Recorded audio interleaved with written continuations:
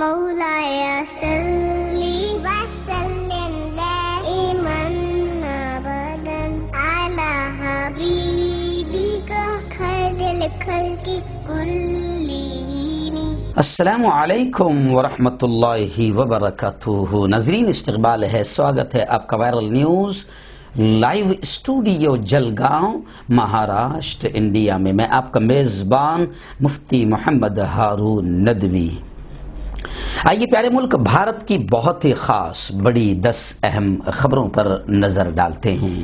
جی ہاں ناظرین، سب سے پہلے میں اپیل کروں گا کہ جو ساتھی نئے ہیں اور ابھی تک اس بے باک سچے چینل سے جڑے نہیں ہیں، اگر آپ کو بھارت کی اور پوری دنیا کی صحیح خبریں، سچی خبریں اگر آپ دیکھنا اور سننا چاہتے ہیں تو پھر اس بے باک سچے بے خوف چینل سے جڑ جائیے، سبسکرائب کر لیجئے ہمارے چینل کو، بیل آئیکن گھنٹی کے بٹن کو دبا دیجئے تاکہ ہماری ہر خبر، ہر ویڈیو آپ کو آپ کے موبائل پر مل جایا کریں۔ اور ہاں ناظرین، ہم ہر روز ایک اپیل کرتے ہیں کہ پلیز یہ ایک پرائیویٹ چینل ہے، پوری ایک ٹیم کام کر رہی ہے، چینل چلانے کے لیے بڑا روپیہ پیسہ خرچ ہوتا ہے۔ آپ اگر چاہتے ہو کہ ظلم کے خلاف، ظالموں کے خلاف بولنے والے ایسے بے باک چینل باقی رہے، مضبوط ہو، ترقی کرے، تو پلیز چینل کی فائنینشیل ہیلپ، مالی مدد ضرور کیجیے۔ اسکرین پر آپ نظر ڈالیں، ہمارے چینل کا بینک اکاؤنٹ نمبر بھی نظر آ رہا ہے، اور اگر آپ آن لائن پیسہ بھیجنا چاہتے ہیں تو گوگل پے، فون پے اور پے ٹی ایم تینوں کا نمبر بھی نظر آ رہا ہے، ایک ہی ہے نمبر تینوں کا، 9923223361۔ اللہ نے جو بھی آپ کو طاقت دی ہے، اللہ نے جو بھی آپ کو طاقت دی ہے، اپنی طاقت کے اعتبار سے ہر دن یا ہر ہفتے یا ہر مہینے کچھ نہ کچھ چینل کی مالی مدد ضرور کیجیے اور چینل کو مضبوط کیجیے۔ ناظرین، گزشتہ کل رات کا جو جمعہ کا لائیو بیان ہوتا ہے، انٹرنیٹ کا کچھ پرابلم ہونے کی وجہ سے، ٹیکنیکل کچھ پرابلم تھا جس کی وجہ سے وہ بیان کی آواز صحیح نہیں آئی، لیکن بیان بہت اہم عنوان پر تھا اور بہت اہم بیان تھا۔ لوگوں نے تقریباً 15,000 لوگوں نے میسج کیا کہ بیان کو ریپیٹ آپ دکھائیے، واپس دکھائیے۔ تو آج کی رات انشاءاللہ 9 بجے پھر ہم کوشش کریں گے۔ دل زندہ ہے یا مردہ ہے، اور پیارے آقا صلی اللہ علیہ وسلم نے دل کے تعلق سے کیا کہا ہے کہ دل کو بیماریوں سے کیسے بچایا جائے، اور وہ دل جو اللہ کو پسند ہے، ایسا دل کیسے بنے گا اور کیسے بنایا جائے، اس پر انشاءاللہ تفصیلی بات آج رات میں آپ نے 9 بجے لائیو بیان ضرور سنیے گا۔ گزشتہ کل رات کا بیان آج ریپیٹ پھر دکھایا جائے گا۔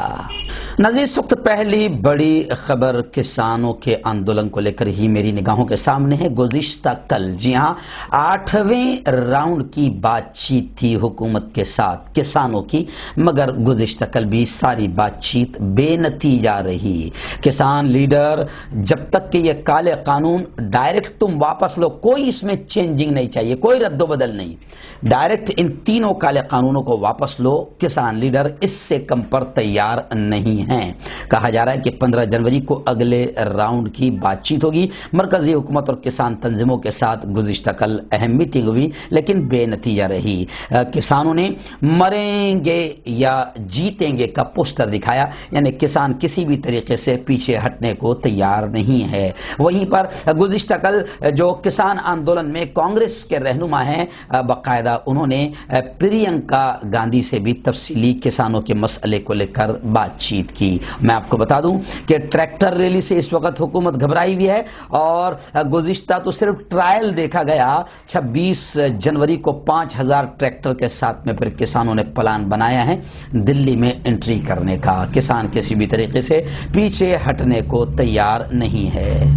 ناظرین، بابری مسجد شہادت کے معاملے کو لے کر پھر ایک بڑی خبر آ رہی ہے۔ جی حالانکہ اب آپ سوچیں گے اب کون سی خبر، اب تو سارا تو قصہ ختم ہو گیا، بابری مسجد شہید ہو گئی، CBI عدالت نے، مجرم گرو سے کہہ رہے ہیں کہ ہم نے توڑا ہے، مگر عدالت کہتی ہے نہیں بابا تم تھے ہی نہیں، تم یاد کرو تم نہیں تھے، تم نے نہیں توڑا ہے۔ تو خیر ہنسی بھی آتی ہے کہ کیا چل رہا ہے ملک میں، انصاف کا بھی قتل کیا جا رہا ہے۔ لیکن خیر، اب جن ملزمین کو، جن پر الزام تھا، جن کو CBI عدالت نے باعزت رہا کر دیا، لیکن آپ کو بتا دوں کہ اب حاجی محبوب صاحب نے الہ آباد ہائی کورٹ میں CBI عدالت کے فیصلے کے خلاف پٹیشن دائر کی ہے۔ بابری مسجد شہادت جو ملزمین بری کیے گئے ہیں، ان کے بری کیے جانے کو چیلنج کیا ہے۔ بابری مسجد شہادت معاملے میں لکھنؤ کی خصوصی CBI عدالت کی جانب سے سبھی ملزمین کو، جس میں آپ کو معلوم ہے کہ مرلی منوہر جوشی ہے، اڈوانی ہے، ونے کٹیار ہے، اما بھارتی ہے، کلیان سنگھ ہے، ایسے 32 تھے، جس میں سے 15-16 تو انصاف فیصلہ آیا نہیں، دنیا سے چلے گئے. تو یہ بھی ایک ناانصافی ہے، اور یہ بھی انصاف کا مرڈر اور قتل ہے جو میرے پیارے ملک بھارت میں ہو رہا ہے، اور اس کو کہتے ہوئے بھی بڑا افسوس ہوتا ہے. تو خیر، یہ تمام اللہ کے گھر کے توڑنے والے یہ مجرم جو ہے، ان کے خلاف حاجی محبوب نے الہ آباد ہائی کورٹ میں پھر پٹیشن داخل کر دی ہے. ناظرین، تیسری بڑی خبر اس وقت ممبئی سے ہمارے رپورٹر مفتی ابو ایوب صاحب نے تفصیلی روانہ کی ہے. جی ہاں، میں آپ کو بتا دوں کہ انڈین مجاہدین جے پور مقدمے سے باعزت بری کیے گئے ایک مسلم نوجوان کی گزشتہ کل سپریم کورٹ آف انڈیا نے ضمانت منظور کر لی ہے.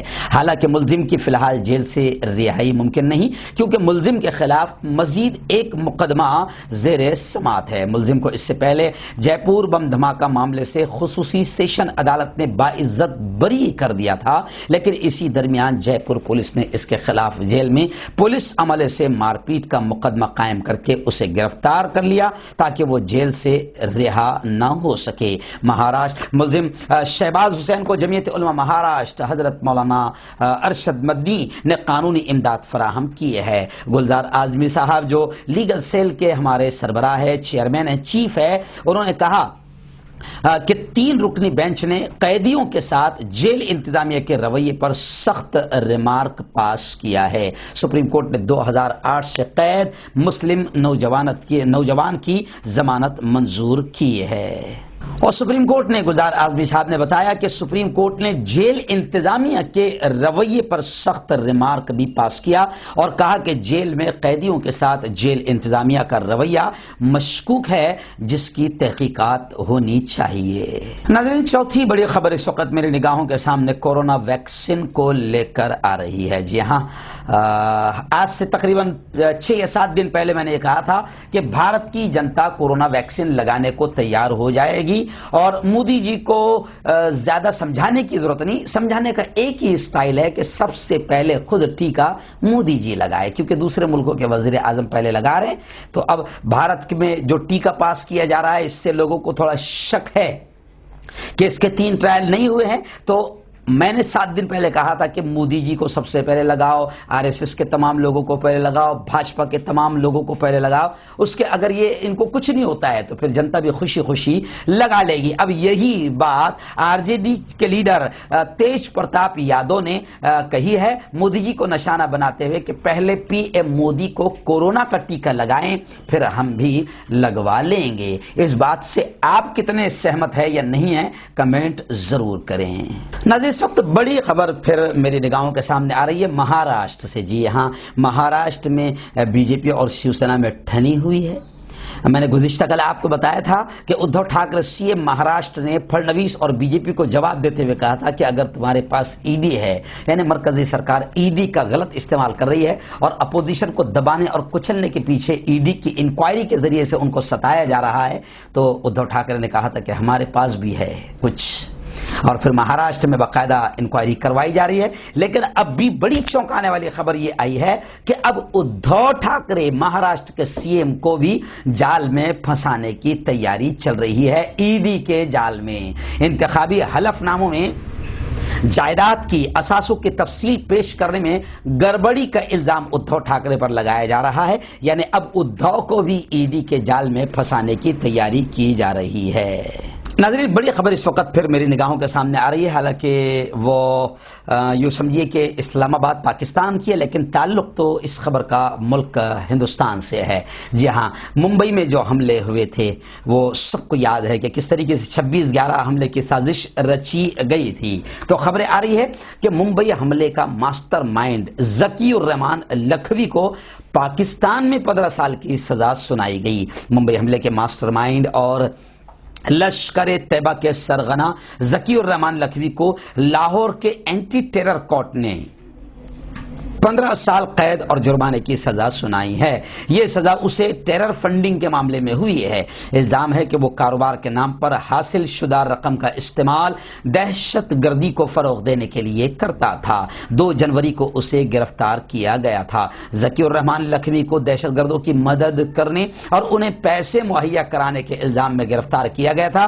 ذکی الرحمان لکھوی حافظ سعید کے ساتھ مل کر 26/11 کے حملے کی سازش رچی تھی، ایسا الزام ہے۔ بتا دیں کہ دہشت گرد تنظیم لشکر طیبہ کے آپریشنز کمانڈر ذکی الرحمان لکھوی کو ممبئی حملوں کے بعد 2008 میں UNSC کی تجویز کے تحت اقوام متحدہ کے ذریعے عالمی دہشت گرد کے طور پر نامزد کیا گیا تھا۔ ممبئی حملے کی جانچ کے دوران پتہ چلا تھا کہ ذکی الرحمان لکھوی نے حافظ سعید کو دہشت گردانہ حملے کا پورا پلان تیار کر کے دیا تھا۔ ناظرین، اس وقت خبر یہ بھی آ رہی ہے کہ جس طریقے سے آپ نے دیکھا پچھلے ہفتے سے ایک ویڈیو بڑی وائرل ہو رہی تھی کہ ایک شیطان ہے جو بھگوا ڈریس پہنا ہوا ہے اور خواجہ معین الدین چشتی رحمۃ اللہ علیہ، خواجہ اجمیری رحمۃ اللہ علیہ کی شان میں گستاخی کر رہا ہے۔ اس ویڈیو کو لے کر پورے ملک ہی نہیں دنیا بھر میں ناراضگی کا اظہار کیا جا رہا ہے، سخت غصے کا اظہار کیا جا رہا ہے۔ گزشتہ کل باقاعدہ ممبئی میں جمعرات کو 7 جنوری کو حجرہ حضرت مخدوم ماہی میں، درگاہ مخدوم ماہی میں رضا اکیڈمی ممبئی کے بانی اور سربراہ الحاج محمد سعید نوری کی صدارت میں ایک میٹنگ ہوئی، جس میں علماء کرام، ارباب علم و دانش اور وکلاء حضرات نے شرکت کی، اور اس میں ناراضگی کا اظہار کرتے ہوئے حکومتوں سے یہ کہا گیا، مرکزی حکومت سے بھی، کیندر سرکار سے بھی اور اسٹیٹس حکومتیں سے بھی یہ کہا گیا کہ مذہبی رہنماؤں کی عظمت شان پر واضح تعزیرات وضع کی جائے کہ اگر کوئی بھی شخص اگر مذہبی رہنماؤں کی عظمت اور شان میں اگر توہین کرتا ہے، گستاخی کرتا ہے، تو اس پر کڑی سے کڑی سزا کا اعلان کیا جائے۔ اور ناظرین، یہ اس لیے بھی ضروری ہے کیونکہ ہمارے ملک میں چند ٹولے ایسے ہیں جن کو معلوم ہے کہ مسلمانوں کو اگر بھڑکانا ہے اور جذبات میں لا کر ان کو روڈ پر لانا ہے، ماحول خراب کرنا ہے، تو کبھی قرآن کی شان میں کچھ بول دو، لکھ دو، پھاڑ دو، جلا دو، یا کبھی نبی محترم صلی اللہ علیہ وسلم کی شان میں کچھ بول دو، یا ہماری امہات المومنین کی شان میں، یا اولیاء کرام کی شان میں۔ تو اس لیے اب مرکزی سرکار اور کیندر سرکار اور اسٹیٹ سرکاروں کو بھی چاہیے کہ ایسی چیزوں پر سخت طور سے کوئی تعزیرات میں ترمیم کی جائے اور ایسے لوگوں کو سخت سے سخت سزائیں دی جائے تاکہ ملک میں امن و امان اور شانتی کا ماحول بنا رہے۔ ناظرین، ریاست مہاراشٹر کے اورنگ آباد شہر سے اس وقت بڑی خبر آ رہی ہے۔ ایڈوکیٹ خالد قریشی اور وقف بورڈ کی میٹنگ کا ایک منظر تصویری شکل میں آپ اسکرین پر دیکھ سکتے ہیں۔ ان کی میٹنگ ہوئی، ایڈوکیٹ قریشی صاحب نے، خالد قریشی صاحب نے صاف طور سے کہا کہ گورنمنٹ کے افسران بورڈ کی بالکل بھی نہیں سنتے، وقف املاک میں کرپشن، بدعنوانیاں، گھوٹالے ہو رہے ہیں۔ ریاستی دفتر سے فائلیں ممبئی منتقل کی گئی۔ مہاراشٹر وقف بورڈ کے CEO، ڈپٹی CEO کے تقرری غیر قانونی ہے اور کہا کہ وقف بورڈ پوری طریقے سے کمزور ہو چکا ہے، مستقل CEO کا نام حکومت کو روانہ کر دیا گیا ہے۔ ان خیالات کا اظہار مہاراشٹر وقف بورڈ کی میٹنگ کے بعد اخباری نمائندوں سے بات کرتے ہوئے ایڈوکیٹ خالد قریشی، رکن وقف بورڈ نے کیا۔ جب ان سے پوچھا گیا کہ پھر تو مہاراشٹر وقف بورڈ کے CEO اور ڈپٹی CEO کی تقرری ہی غیر قانونی تھی، تو انہوں نے کہا کہ میں اس تعلق سے قانونی وضاحت کر چکا ہوں۔